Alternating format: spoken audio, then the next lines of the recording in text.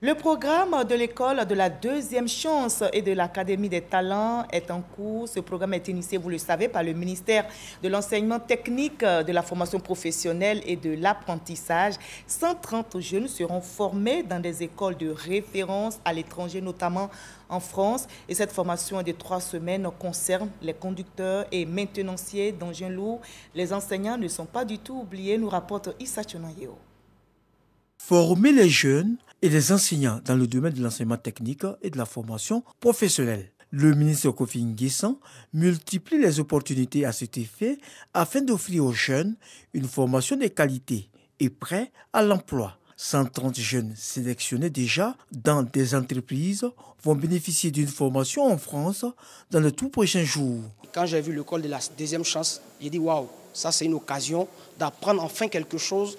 Et moi qui veux demain entreprendre, ça c'est une occasion d'apprendre pour être un grand mécanicien demain. Et nous, on va veiller à ce que ce programme se passe normalement. On a une vision, aller se faire former et venir servir mon pays en retour. C'est un programme qui est réel. Donc on part, dès qu'on revient, on installe nos entreprises.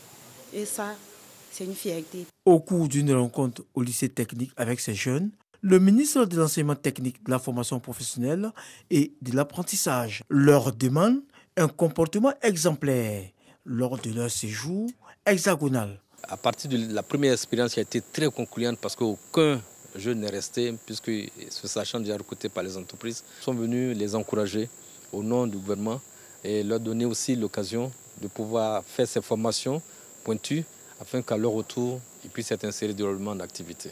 Outre ces jeunes, des enseignants au nombre de 20 sont également retenus pour un renforcement des capacités et d'échange d'expérience en République de Corée pour une durée de 2 mois. Une initiative qui, selon le ministre Kofi Nguessan, s'inscrit dans le cadre de l'école de la deuxième chance et de l'Académie des talents. Cette formation, mesdames et messieurs, revêt une importance capitale pour le gouvernement, car les économies mondiales sont aujourd'hui soumises à de constants changements technologiques.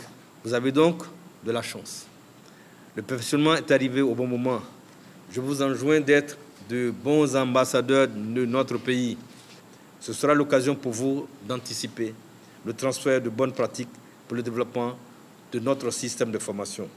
C'est le lieu de rappeler que la formation des jeunes à Égletons, en France, concerne les conducteurs et maintenanciers d'engins